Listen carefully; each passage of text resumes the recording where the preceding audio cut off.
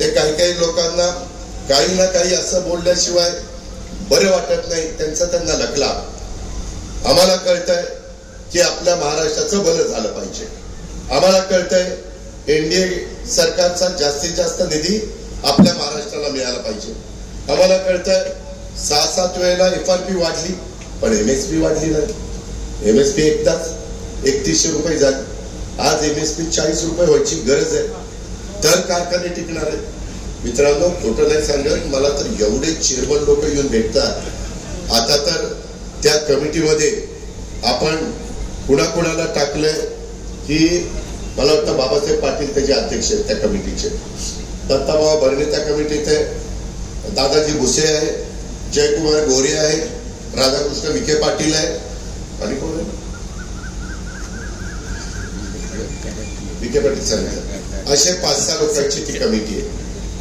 मागच्या वेळेस मला प्रशांतनी सांगितलेलं होतं, बोर्डाने सांगितलेलं होतं, त्यावेळेस आपल्याकडे 2012, 13, 14 मध्ये 45 कोटी रुपये बँक ऑफ बडोदाचं कर्ज त्या ठिकाणी घेतलं होतं बेसन डोसच्या करता. तशाच नाही, union bank, bank of Baroda कसं दिलं, युनियन बँक घेतली आपली काटेवाडीची, पण बावनगरला ती त्या हार्वेस्टिंग वाटपासाठी नाही युनियन बँकेकडनं, मी चुकून दुसऱ्या बँकेचं नाव घेतलं, युनियन बँकेच लिहिलंय प्रशांत.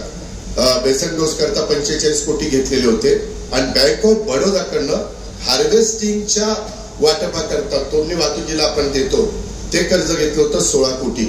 या सगळ्याचं व्याज आणि सगळं झालं ते 90 कोटी झालं युनियन बँकेचं. त्या ह्याचं झालं 27-27 कोटी रुपये. असं जवळपास 117 कोटी रुपये आपला बोजा झाला. या बँकांनी आपली खाती सीज करायची ऑर्डर आणली आणि प्रशांताला दादा हे खातं आपलं सीज करायला निघाले. मग आम्ही त्या बँकेशी बोललो, म्हणलं तुमचे पैसे तर फार अडचणीत आहे, आम्ही बँकेतील कारखान्याचं खातं NPA गेलेलं होतं, याबाबत मग आम्ही 1 टाइम सेटलमेंट करण्याचा निर्णय घेतला. सभासदांनो 90 कोटीवरून ते युनियन बँकेचं 27.50 कोटीवर आणलं.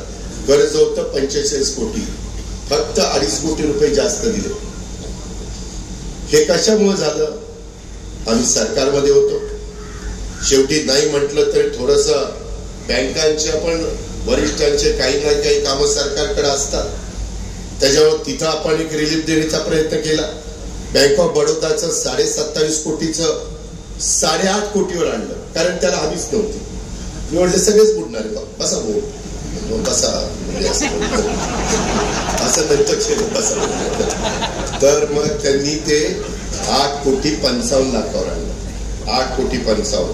अशा पद्धतीनं आपण 61.63 लाख रुपये बँकेचे कारखान्याचे वाचवले आणि बुलढाणा अर्बन कोऑपरेटिव्ह बँकेकडनं कर्ज घेऊन हे सगळं 1 टाइम सेटलमेंट NCDCचं कर्ज घेऊन ते केलं.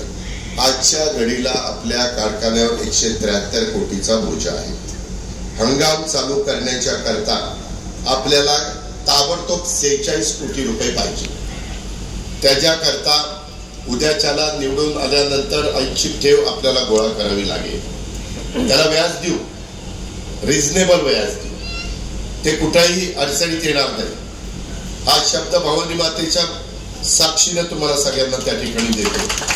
पण हे होत असताना आपल्याला रिपेरिंगचा खर्च, पगाराचा खर्च, वाहतुकीच्या करता शाळा देखील आपली अतिशय अडचणीत आली. शाळा म्हणजे छत्रपती शिक्षण संस्था, बऱ्याच ब्रँचेस आहेत, बऱ्याच ठिकाणी. म्हणजे काहींना आठवत असेल, माधवराव घोरपडेंनी दिलेल्या जागेमध्ये आपण वास्तू बांधली, त्याच्यातला काही खर्च मी केला. सिद्धेश्वर निंबोडीला मी सगळा खर्च केला, ती वास्तू बांधली. त्याच्यामध्ये शिंदेवाडीला आपण खर्च केला, ती वास्तू बांधली. त्याच्यामध्ये सोनगावला सगळा खर्च केला, ती वास्तू बांधली. त्याच्यामध्ये अर्जुनराव देसाईला बेलवाडीला खर्च करायला लावला, वास्तू बांधली. आता डोंगरेवाडीची मंडळी इथं बसले. पवार साहेबांनी परवा सांगितलं की ती शाळा मी बांधून देतो. डोंगरेवाडीची दयनीय अवस्था शाळेची झालेली आहे. तशाच पद्धतीने इथं जाऊन बघा, एवढं मोठं वैभव आपल्या बाप दादाने उभं केलेलं, आज सगळं अडचणीत आलेलं आहे, इतकी दुरावस्था झालेली आहे. मी तुम्हाला सांगतो, समोरच्यांचा मी कुठंतरी त्यांना बदनाम करतो असं समजू नका. समोरच्या पॅनलमध्ये फक्त मला वाटतं 21 पैकी 14 लोक आहेत. 14 लोक आहेत. अधिकार आहे त्यांना उभारायचा, परंतु त्यांची पार्श्वभूमी पण बघा. त्याच्या खोलात जाऊन कुणाला मी टीका टिप्पणी करू इच्छित नाही. त्यांच्यापैकी कोणतरी या कारखान्याला काय मदत करू शकतो? आम्ही सरकारमध्ये आहे, माझे आणि अमित शहाचे चांगले संबंध आहेत. वासुदेवराव आहेत की नाही? त्याच्यामुळं मी अमित शहा साहेबांच्याकडे जाऊ शकतो. अमित शहा साहेबांना की आमचा अडचणीतनं बाहेर काढायचा आहे, तिथं आम्हाला मदत NCDCची मी इथनं प्रस्ताव पाठवी. देवेंद्रजींना, बाबासाहेब पाटलांना, एकनाथरावांना, दत्तामामा, आम्ही सगळेजण तिथं प्रयत्न करू. त्याच्यातून आपण मदत घेऊ. कारण शेवटी सगळी सोंग करता येतात, पैशाचं सोंग करता येत नाही. अख्ख्या महाराष्ट्रात फिरत असताना मी सांगतो. आणि काही जण म्हणाल की दादा तुमच्याच नेतृत्वाखालचा पॅनल होतं, माझ्याकडनं चुकलं. मी रोजचे रोज बघू शकत नव्हतो, कारण माझा व्याप वाढला. आता माझ्यावर पक्षाच्याही अध्यक्षपदाची जबाबदारी आहे, माझ्यावर राज्याच्या उपमुख्यमंत्री पदाची जबाबदारी, पालकमंत्री पदाची जबाबदारी. त्याच्यात आणखी आमच्या मुख्यमंत्र्यांनी बीडचं पालकमंत्री पद दिलं, तिथं सगळं सरळ करायचं म्हणल्यावर काय. आता हे सगळं करत असताना या सगळ्या गोष्टीतनं आम्ही पुढे जातोय. मी तुम्हाला सांगतो, आज तुमच्यामुळं आज माझी महाराष्ट्राला ओळख आहे. मी कुणाला तरी CSR मधनं तुम्हाला 10 कोटी रुपये पण या शाळेला देऊ शकतो की नाही? तेवढी माझी धमक ताकद आहे की नाही?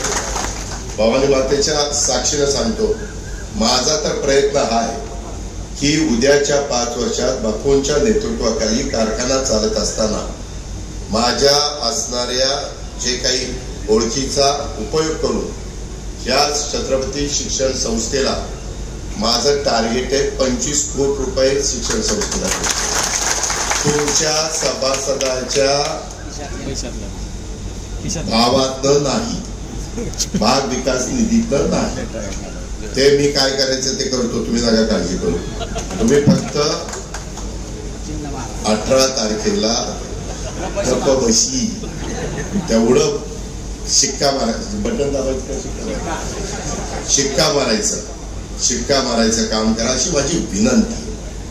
त्या संदर्भामध्ये आपण अफवा उक्ती, तिकडे ह्याला गाळा, तिकडे त्याला गाळा, तिकडे त्याला मातीत घाला, तिकडे त्याला वर काढा, असल्या कंड्या पिकवणारे बरेच जण आहेत. त्यांना अजिबात महत्व देऊ नका. त्यांना मी इतर काळ्यांचं मनापासून कौतुक करीन, मनापासून अभिनंदन करीन सुनील काळेंचं की त्यांनी मनाचा मोठेपणा दाखवला, दिलदारपणा दाखवला आणि आपल्याला पाठिंबा त्या ठिकाणी दिला.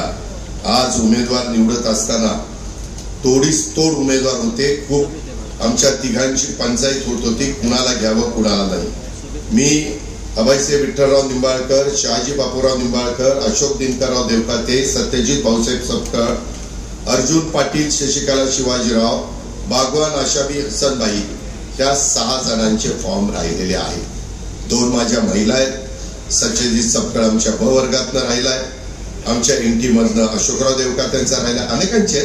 पण ह्यांनी आम्हाला सांगितलं, शहाजीराव निंबाळकरांचा तेही आले, आमचा अभय पण आलेला आहे, अभयसिंह, आणि ह्यांनी आपल्याला पाठिंबा दिलेला आहे. पण तो वेळेत न झाल्यामुळं त्यांचा नाव येणार आहे गटामध्ये. 2 नंबर गटात अभयसिंहचं, शिवाजीरावांचं नाव, शहाजीरावांचं नाव येणार आहे. आमच्या NT मध्ये अशोकराव देवकात्यांचं नाव येणार आहे. पण त्यांनी सांगितलेलं आहे की आपल्या शेतकऱ्यांचं भलं होण्याच्या करता, कारखाना पूर्वपदावर आणण्याच्या करता, कारखाना माळेगाव सोमेश्वरच्या बरोबर एकेकाळी आपलं कुठलंही बाय प्रोडक्ट नसताना आपण भाव त्यांच्या बरोबर किंवा काकणभर थोडेसे जास्त देत होतो. कारण आपला बैलगाडीचा ऊस आहे, आपल्याला पुढे हार्वेस्टर करावे लागतील, ज्याचा उल्लेख मांजरा सहकारी साखर कारखान्याचा बापूंनी केला. त्याही बाबतीमध्ये आपण पावलं उचलू. त्याच्या संदर्भामध्ये ह्या सगळ्या गोष्टी करत असताना